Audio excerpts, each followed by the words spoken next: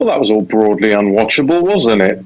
I don't mean here on Real America's Voice. I mean the inauguration.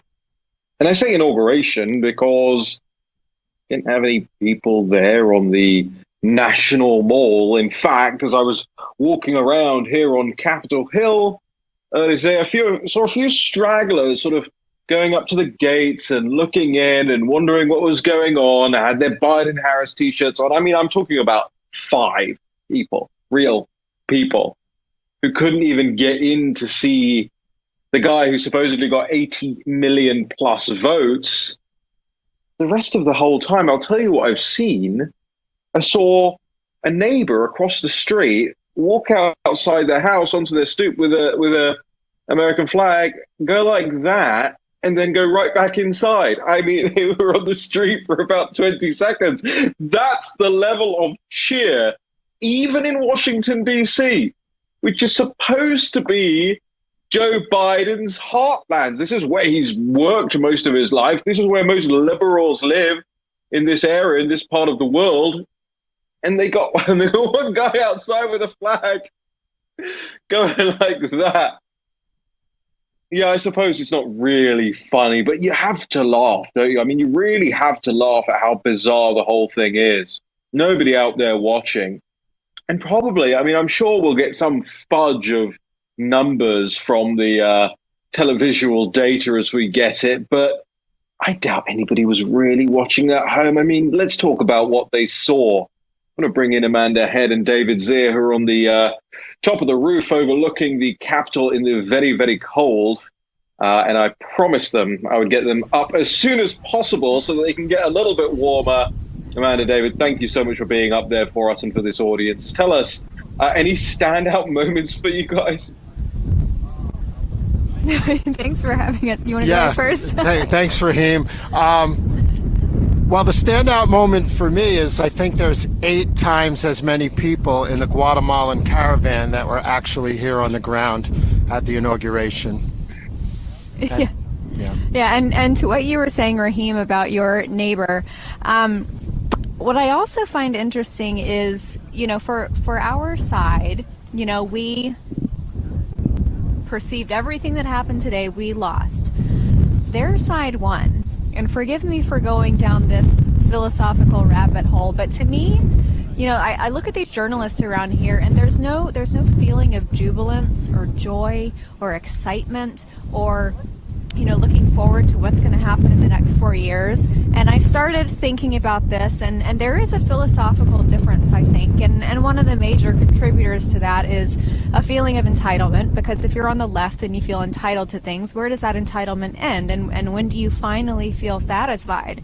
And I think that with Joe Biden, you know, it's almost, they're definitely not depressed, but like you said with your neighbor, there just isn't a whole lot of excitement. And we were just chatting with a really lovely journalist from one of your favorite networks, Raheem, Al Jazeera, and she was asking us how we felt about the speech. And I said, you know, I didn't have any major issues with it. I just found it to be very underwhelming. One of the things that I was looking to him to say, in the interest of this alleged unity that he is seeking, was to talk about maybe not necessarily cancel culture, but the First Amendment and how important it is to listen to dissenting opinions. And she said, and she is not on the same side as we are, and she felt the same way, not necessarily specifically about the First Amendment, but she said, I was just really underwhelmed. And I felt like it was a lot of platitudes. It was a lot of these beauty pageant answers. I want world peace, you know, all of these surface level things that you say, but you don't really take action like President Trump did in the last 4 years. And we saw what happens when politicians actually do what they say they're going to do, and they get they don't get a second term. I don't even want to say they don't win a second term. They don't get a second term. So, Amanda, I just wanted to add to that. You know, when Trump speaks, it's uplifting, and it's about like rugged individualism and the things that made this country great. He wants you to open your gates for your contractors every morning and succeed. There was no message like that in Biden's speech. I thought it was very basic and short, and it didn't really give us hope. Yeah, it was incredibly short. I noticed that as well. I also noticed, as you say, it was all pathos, right? There was nothing in the way of okay, here's how we're going to get it done. Here's kind of what we believe in. Here's our trajectory. This is where we want to take the country. It was a lot of empty rhetoric. In fact, in a lot of ways, guys, it was very, very Washington D.C. But if you're Joe Biden, that's exactly what you do when you get up there, right? You tell the Washington, D.C. elite what the Washington, D.C. elite want to hear. But it's interesting, not even Bill Clinton could keep his eyes open throughout the whole thing. I think we have actually some visuals of Bill Clinton falling asleep. We're going to bring it to the audience in the next segment here. Falling asleep during Joe Biden's very, very short speech. We've got about 90 seconds left to go here. I guess it's all empty there now. People are kind of trudging off home. Yeah, we just saw the Secret Service teams leave. They had sniper teams up on the roof here. A lot of the media has left and broken down. We'll be here doing hits, though, and so that's where we're at. Yeah, I know Bill Clinton was suffering to make it through, but my favorite picture so far is the one of Bernie Sanders with his arms crossed with the caption, when the wrong white Democrat wins the election. It's extraordinary. It's Old white, really sad. old white, that's what it was. Amanda, David, thank you for being up there for us for Real America's Voice. I know you've got a couple of hours ahead of you. Stay warm. Get a nice cup of tea. I have my nice little teacups right here, keeping me warm here in the green zone on Capitol Hill. Want to make sure that we say a great big thank you to everybody here at Real America's Voice who's been working on the coverage. It's cold, it's windy, and worst of all, it's Joe Biden. But not to worry, we've got plenty of fight in us and plenty of road. We're going to break some news here on the show. We'll be back. Stick around in a moment.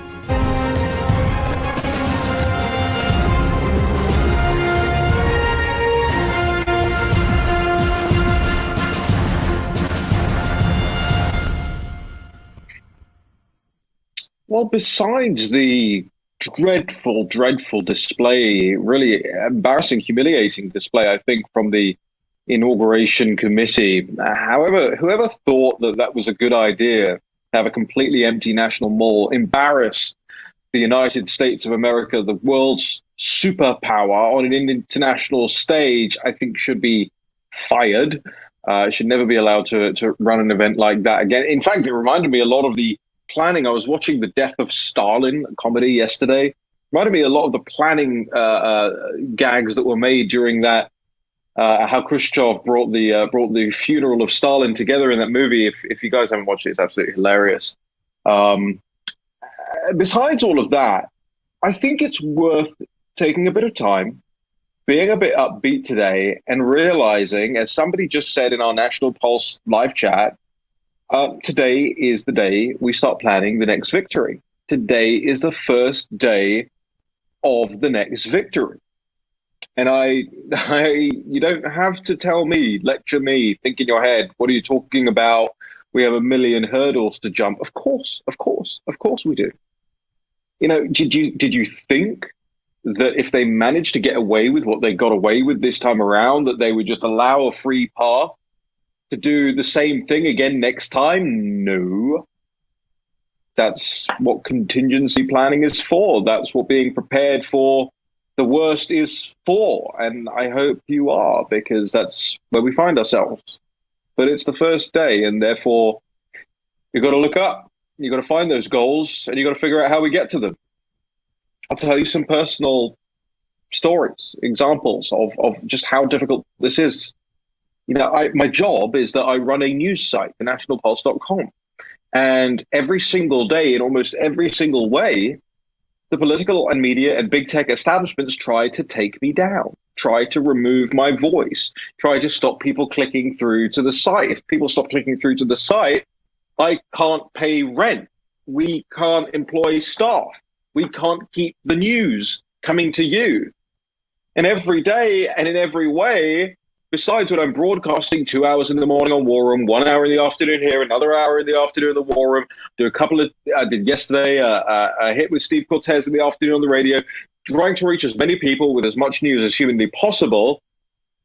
breaking as many stories as possible, editing. I do all the editing on the site, all of that. Boohoo, right? Me. No, what I'm trying to say is that every single minute of my life, I have to innovate my way around difficulty and around people who are not just not consuming our product and our work and turning their backs on us, as I expect the left to do, right? They're not going to read the national polls, but they don't stop there. They actually want us taken down, want us removed, stop us reaching people in totality.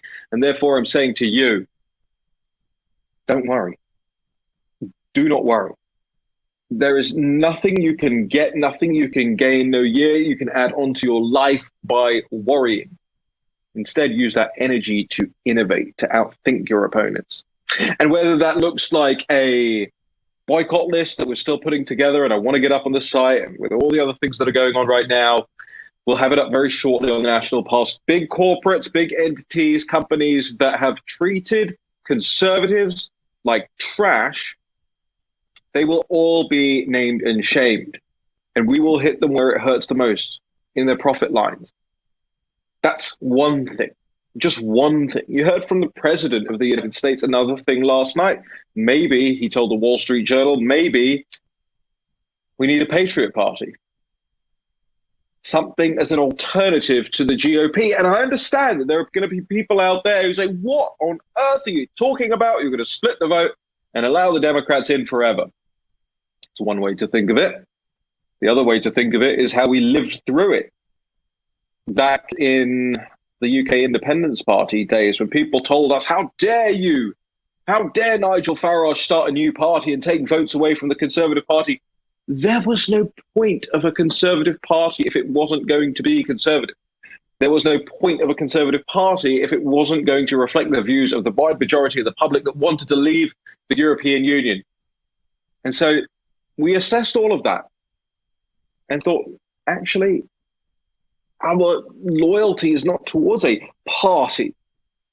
Our loyalty is towards the nation and its people. And if a party has to lose some elections, if the Republican Party has to lose some low-level elections, some gubernatorial elections, some primaries, some whatever, firstly, they may well start listening and changing the way they do things to reincorporate the people that they see going off and joining and voting for a patriot party. And if they don't, then there's an alternative that people can vote for. In other words, I think it's a plus. And I think the people who are sitting there now and saying, oh, well, you know, Joe Biden is the president now, and we just have to accept that and be magnanimous, and no. Get out of the way. Get out of my face. Get out of the way. Turn the television off. I don't want to hear from you. I'm not interested. I'll tell you why. The left doesn't treat us like that. There's never magnanimity. And if you think the high ground is going to get you anywhere, you are sadly mistaken, to the point where you may as well be them. You just go and join them. Join the Democrat Party. Because if you are not willing to fight with all your heart and all your might and all your muscle, then you're going to get in the way at some point. You just are. This is not an administration. It is a regime. We heard a lot today about the peaceful transition of power. There wasn't a peaceful transition of power. A peaceful transition of power doesn't look like votes that come in the middle of the night from mail-in ballots that aren't even legal in the states they were counted in. A peaceful transition of power doesn't look like 30,000 troops on the streets. A peaceful transition of power doesn't include silencing your political opponents, having them removed from the digital public square, persecuting them and prosecuting them. That's not a peaceful transition of power. This country has not had a peaceful transition of power. Not this time. Didn't have one last time either, by the way. The Russia hoax, the Russia lie, that wasn't peaceful. You didn't encourage peace. The left didn't encourage a transition then. So no, there will be no magnanimity or high road here. We're in it for the fight, and it's going to be hard and dirty. Get ready for it. Be back in a second.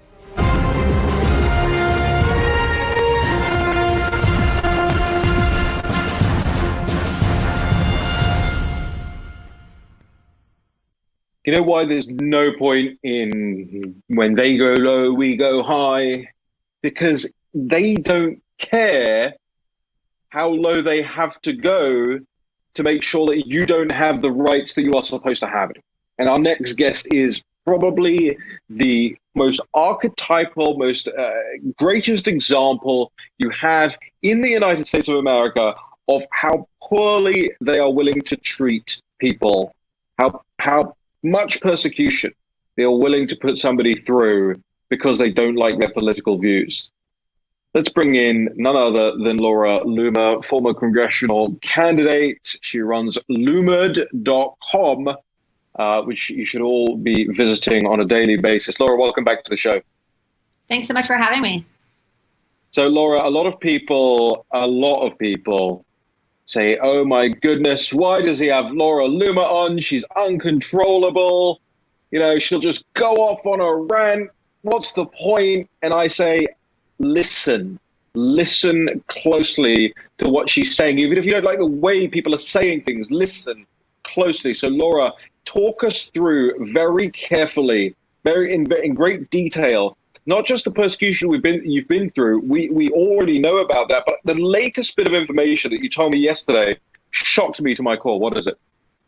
Right. So not only am I the most banned woman in the world now, but I've also been stripped of my right to own or possess a firearm.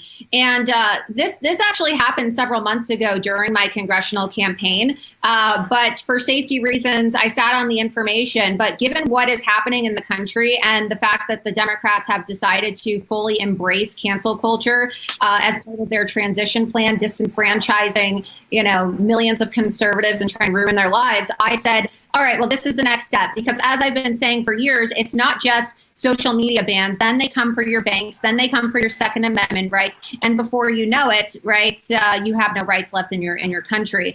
And so when I was getting a lot of death threats throughout my campaign, I went to go get a concealed carry permit.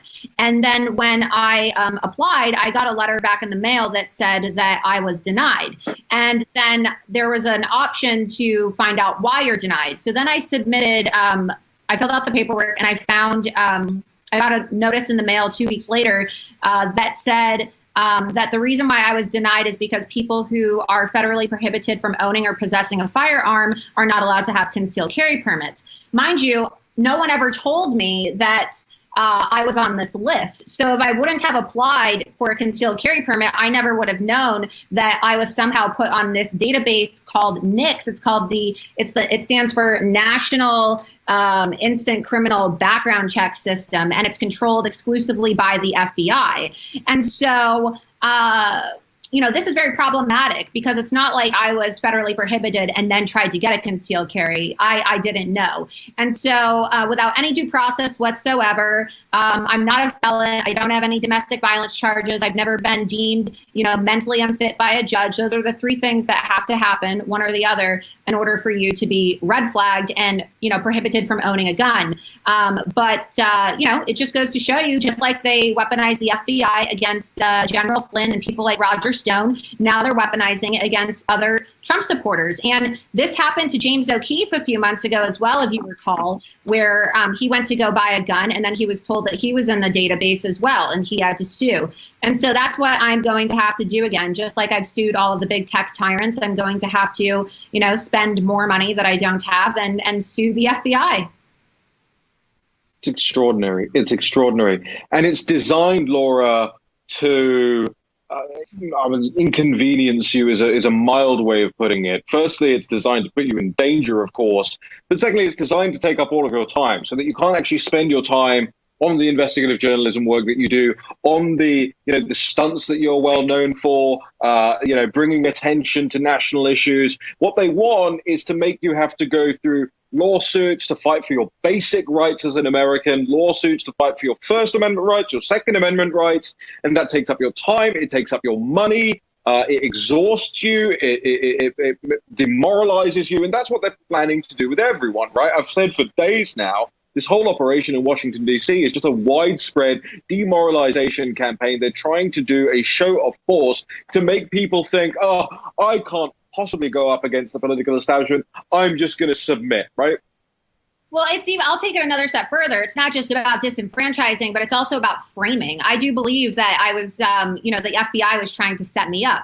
And the reason why I believe the FBI was trying to frame me is because prior to applying for a concealed carry, I actually had a gun for protection here at my place. And, in the state of Florida, you don't have to have a license to have a gun. You can have a gun. Having a concealed carry isn't required to have a gun. It's just required if you want to carry your gun. And so what if I had never applied for a concealed carry, right? I still would have had this gun, never knowing that I was put on this list being federally prohibited because no one told me. And what if I happened to be one of those conservatives that the FBI doorstopped a few weeks ago ahead of the events in DC? Would I have then been, charged with a felony firearms charge and sentenced to 10 years in prison? I mean, they're literally trying to frame and set people up for their political views. It's what they did to General Flynn. It's what they did to Roger Stone. And it's what they've continued to do to innocent conservatives who are outspoken and popular supporters of President Trump. And so I'm warning people, it doesn't matter if you like me. It doesn't matter if you buy all the lies online about me being a conspiracy theorist, even though everything I ever say and have said turns out to be 100% true.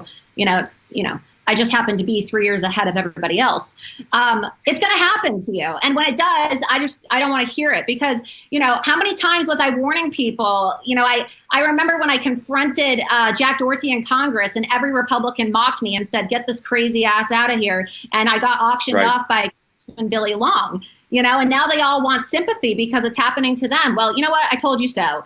And 2021 is turning out to be, the "I Told You So" Laura Loomer tour. And when your gun rights, Laura, we got to go to a quick break here. Let's hold you over the break. I want to get more out of you here as well because, Laura, you're absolutely correct. There is a soothsaying element to what Laura Loomer says. You want to make sure you're following her on Gab, on Loomed.com, and there's a reason, by the way, that Laura Loomer is still one of the only people I pick up the phone to when it rings, because she has been saying this stuff for so very long, and it does keep coming true, and it is disturbing how true it's becoming and how real it's becoming for so many people out there. We'll be back with more Laura Loomer in just a moment. Stick around, stay tuned. Natalie Winters will also join us later on in the program, walk us through her latest scoop about Biden's CIA pick. Guess what? Shock horror. Chinese Communist Party affiliate. We'll get into it. Stick around.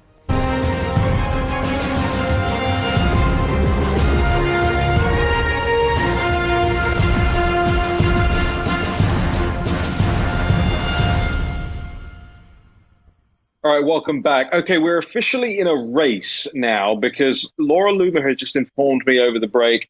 Her Gab is gab.com/Laura Loomer.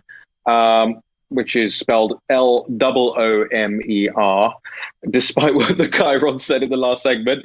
And she is at 72,000 followers now on Gab alone, and hundreds of thousands elsewhere. Parler, Laura Loomer as well, and on Telegram, Loomed Official. I am at 87,000 now on Gab, and Laura, I did this with Parler as well when I first got Parler. I've just got back onto Gab. I said, when I reach 100,000 followers on Gab, I will give $1,000 as a donation to the Tunnel to Towers charity, that great 9/11 charity up in New York. So, ladies and gentlemen, if you haven't started following yet, it's for a good cause, gab.com/Raheem, and make sure you're following Laura Loomer as well. Just before we bring Laura back into the conversation here, I just want to know that Bill Clinton, of all people, really was the one who summarized everything that went down today on the National Mall best. Do we have the clip?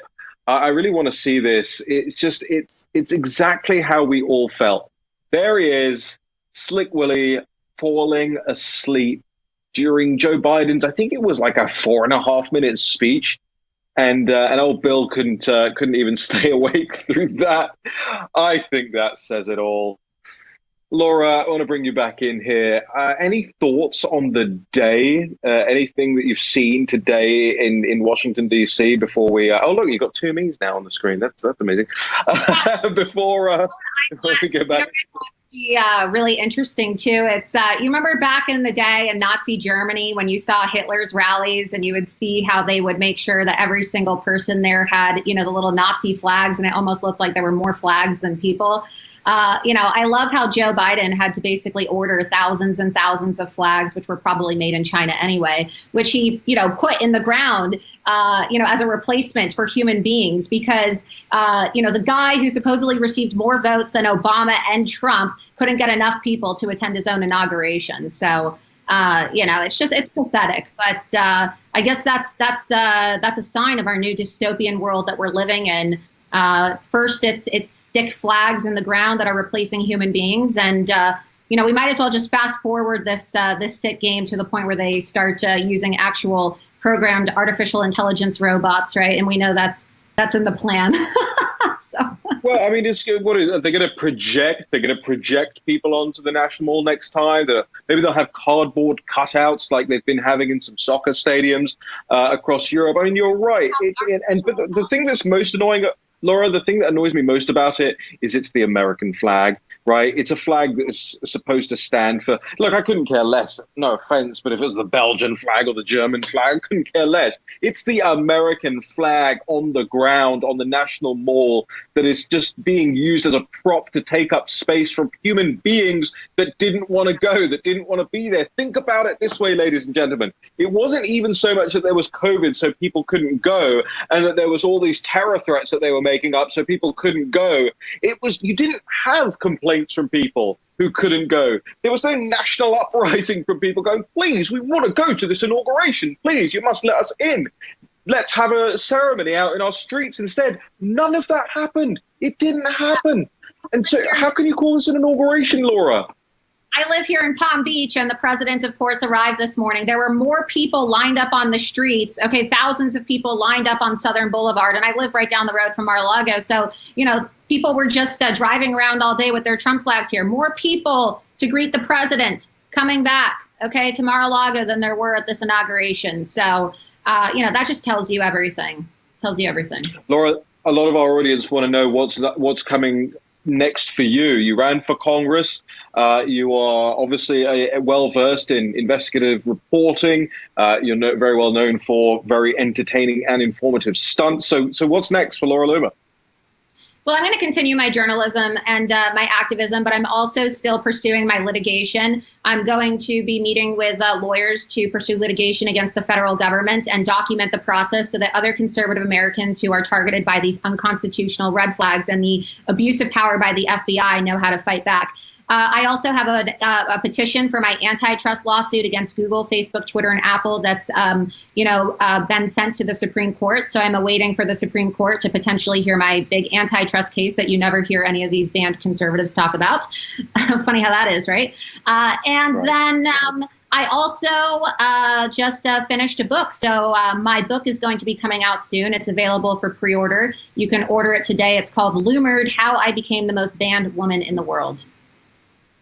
Well, I am waiting for my copy, Laura. We can do a big review up on thenationalpulse.com as well. Where can people pre-order? Where can people sign up to get more information about the book?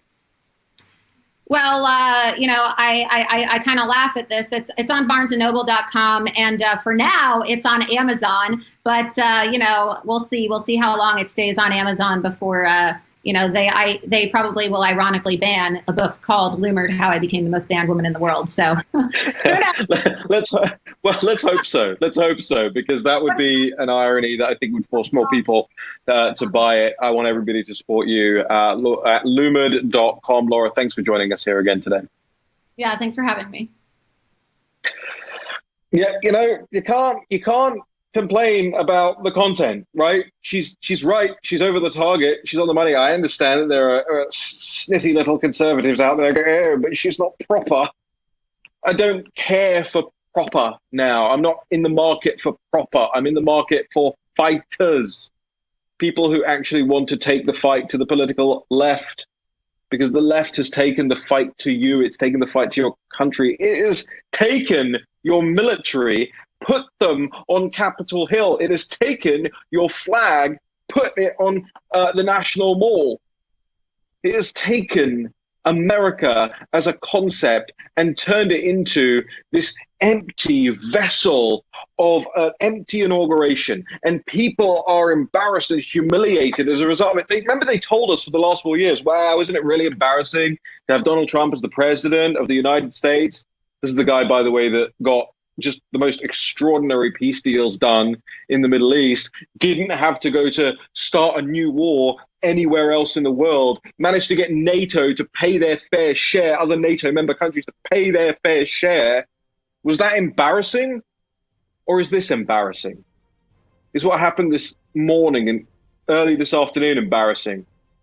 You decide, honestly. Just take a minute and think about it. We're going to go to a quick break now. Have a little think. I'm interested. You can get involved at thenationalpulse.com/support. Many thousands of people are pouring into that live chat. Head on over.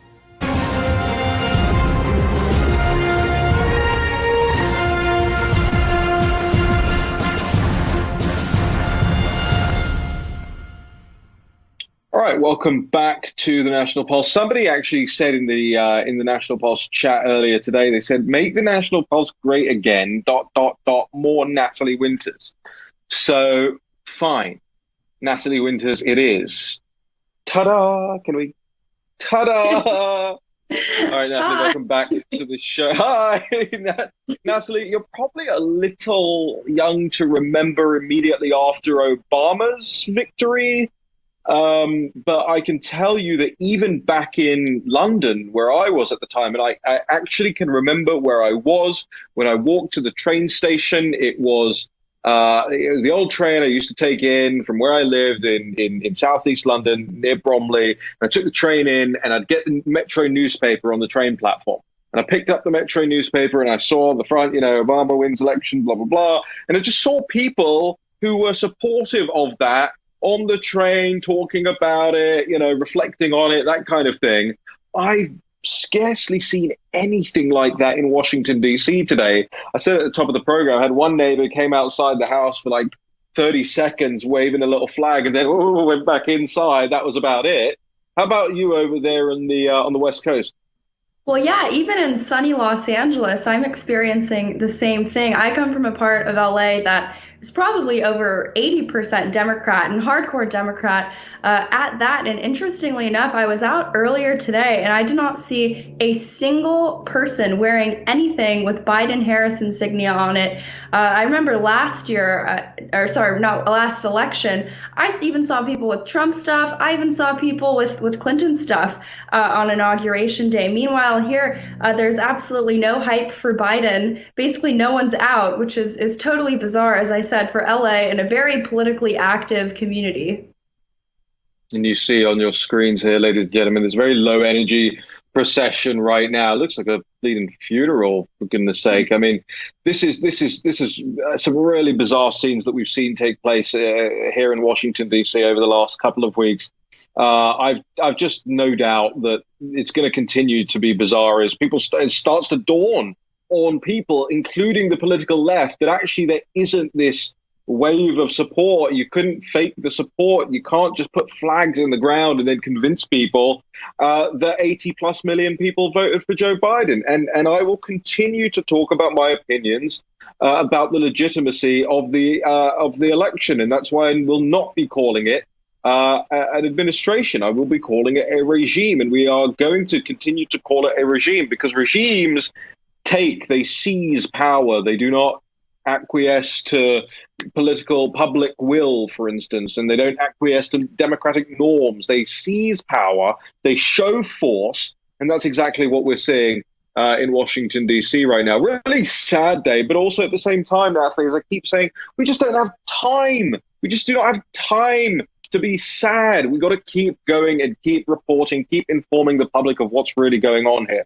So let's inform the public of something that you found out in the last couple of days. It's the lead story on thenationalpulse.com right now. Exclusive. Biden just picked a CIA director with a 7-year-long relationship with Chinese Communist Party. Is that true? Is the CIA going to be led by somebody with a relationship with the Chinese Communist Party. That is true. You may have been aware, I believe I sent you some tweets, but a bunch of Chinese state media critics, or sorry, not critics, reporters were sharing good riddance in regards to the inauguration of Joe Biden, referencing they were celebrating the fact that Trump would be leaving the White House. And I think that Biden's pick for the CIA is just one of many reasons why. So Bill Burns served as the president of the Carnegie Endowment for International Peace. Now, that's obviously an establishment globalist think tank, which is bad enough. But as with many of these think tanks that we've exposed at the National Pulse, they also have deep ties to the Chinese Communist Party. And these ties come through a body called the China United States Exchange Foundation, which in 2018, a U.S. government report really revealed it as the top dog in China's United Front system. So that seeks to really get Western elites, Western institutions to push, quote, pro-Beijing policies and really, kind of simp, as you would say, for the Chinese Communist Party. So this think tank has hosted both the founder of the China United States Exchange Foundation, in addition to a host of Chinese Communist Party officials. They've even partnered with state-run and military-linked Chinese organizations to put out polls on opinions on China and the United States and vice versa. The list really goes on. As we've said, this is the same organization that FARA filings, again, those are Foreign Agent Registration Acts, show them targeting U.S. media outlets for favorable coverage in exchange for trips.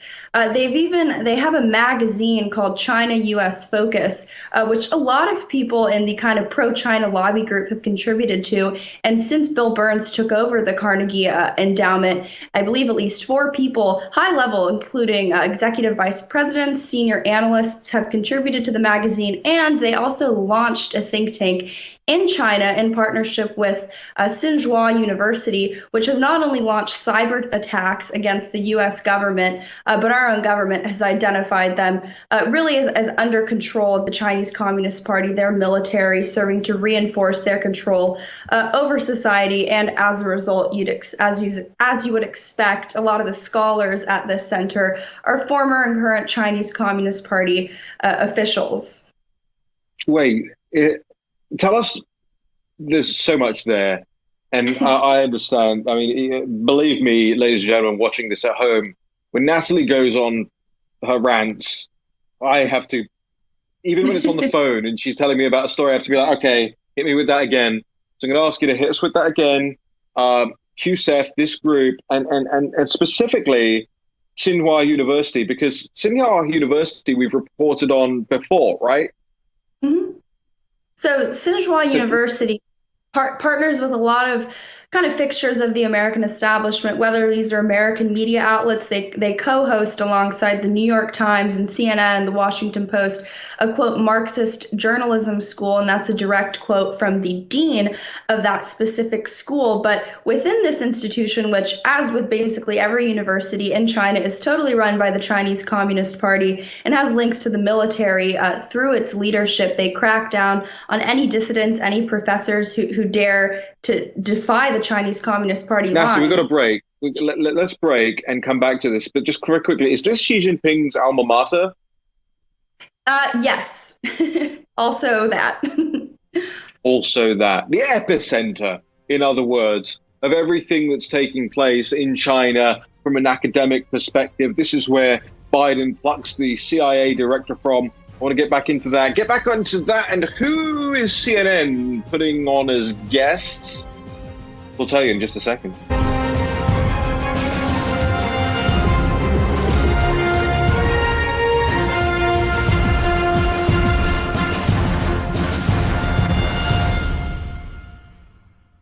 Very, very interesting revelations that come out sometimes and get totally missed by both the corporate media and, I'm afraid to say, the conservative media.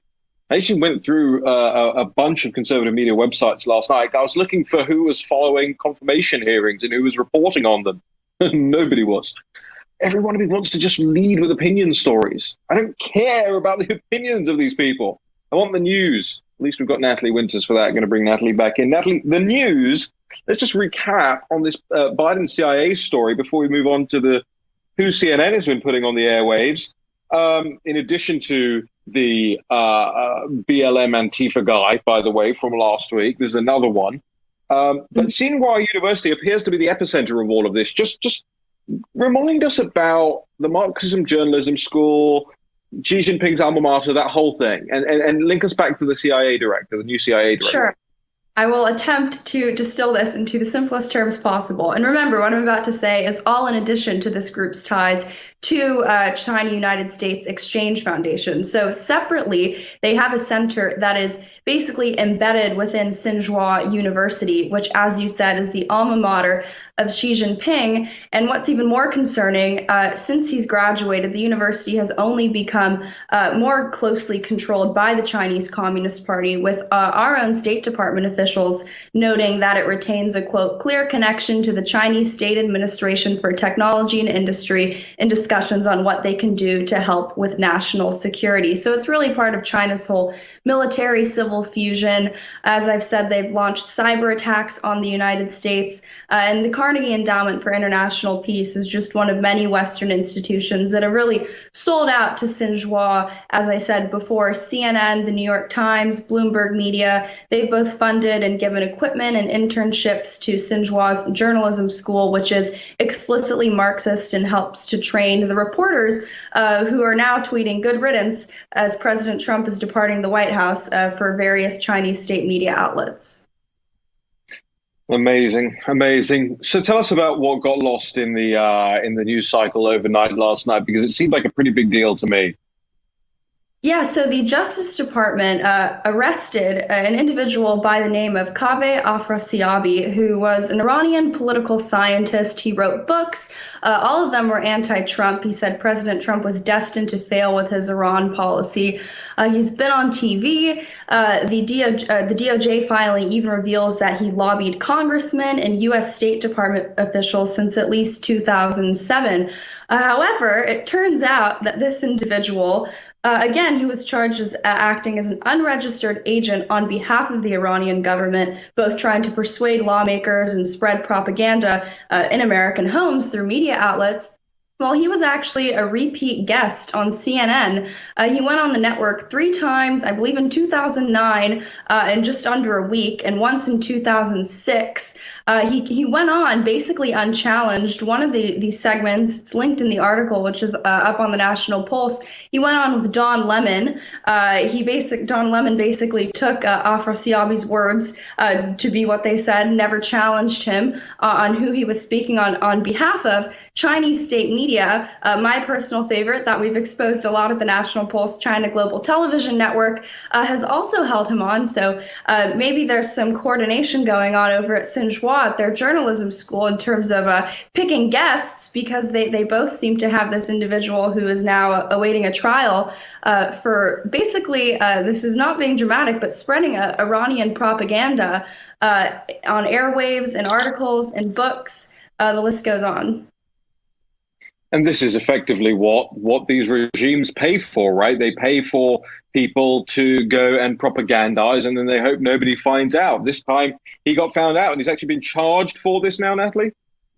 Yeah, he's been charged and arrested, as I said. He's awaiting trial, but this really just proves what we've been talking about. I feel like we've been talking about the Foreign Agent Registration Act for over a year now, and there is a really solid point here, in that a lot of people that you see speaking on TV, writing articles, are not just speaking out of the goodness of their heart or sharing their opinion. There's a really, really long trail, often very lucrative trail behind them of money that's, forcing them to say things that they otherwise wouldn't. You especially see this with China and Iran, which also coincidentally were the 2 countries that, if you remember, the United States government, the Trump administration, identified as seeking a Biden victory. So I think it's certainly interesting that you're kind of seeing, I'm sure you will stop seeing now under a Biden administration, but how these actors have such a strong foothold among the establishment media. And something tells me we won't be seeing any redactions or apologies from CNN.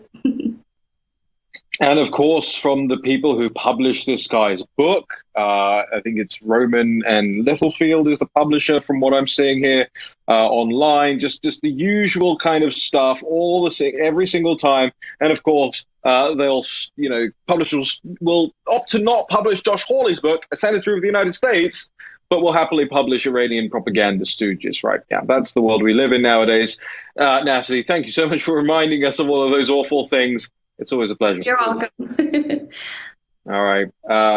Listen, ladies and gentlemen, you probably notice there's a difference in tone here. There's a difference in tone in the War Room this morning. There's a difference in tone here on the National Pulse this afternoon. There'll be a difference in tone in about an hour when I run back across the street and meet you guys again in the War Room. And that is because we have a newfound resolve. We have a newfound vision and a newfound insistence, I guess it is, between you and I and everyone out there who's watching, that good will prevail, but it will take you guys and gals out there to do it, to do things. And whether you need our assistance in that, to bring you information and news that you can share, I'm happy to do so. I'm here every day. You can catch us in the live chat. It's thenationalpulse.com/support. If you don't want to support our work, but you still want to kind of keep in touch with us, we're on Gab and Telegram and Facebook still, funnily enough. I'm supposed to be back on Twitter in a couple of days. Let's see if that happens.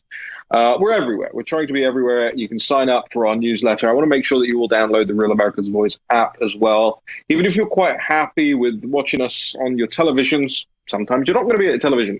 You can text War Room as all one word, WARROOM, yeah, that's how you spell War Room, to 888-111. 888-111, and we will respond to you with some hyperlinks that you can use to download the apps. And the great thing about the app is clips as well as full shows, so you can dip in and dip out as you so choose. I also noticed that it allows me to kind of do other things on my phone while I'm watching the shows here on Real America's Voice. Stick around. David Brody's Water Cooler up next, then more War Room. We'll be right back, basically.